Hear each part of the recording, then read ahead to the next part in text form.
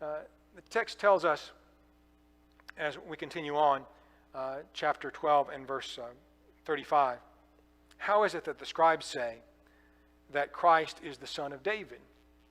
For David himself said by the Holy Spirit, "The Lord said to my Lord, sit at my right hand till I make your enemies your footstool."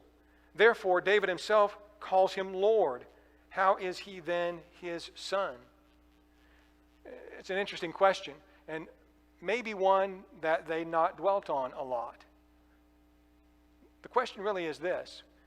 David, the Messiah, was to come from the lineage of David. David calls that one who's to come his Lord, but he's his son. How can he be both his son and his Lord? Because truly he'd come from heaven. Truly Messiah was not just of the earthly lineage of David, but was the Son of God. And here is that individual standing before them. Jesus is trying to get people to think about who he is. He is the Son of David. He is the Son of God. He is the Lord. He's both at once. He is the answer to that. We might call it a riddle, but it's not all that difficult to answer once you think about it. So he puts this in front of the people, and it says the common people heard him gladly. So the leaders of the Jews, those who were supposed to be experts in the law, those who were supposed to be running the temple, they were enemies of Christ. They wouldn't listen to him. They rejected him. But the common people were happy to hear this teaching, happy to hear the Old Testament scriptures laid out to them so plainly, happy to see the fulfillment of those things written in the Old Testament coming true right before their eyes as they listened to Jesus and watched him during these days of him teaching in the temple. Well, Jesus goes on then, again still having to deal with these Jewish leaders, and he says to them, "Beware of the scribes who desire to go around in long robes, love greetings in the marketplaces, the best seats in the synagogues, and the best places at feasts." So the thing about the scribes is they were political animals. They weren't seekers of the truth. They may have known the law.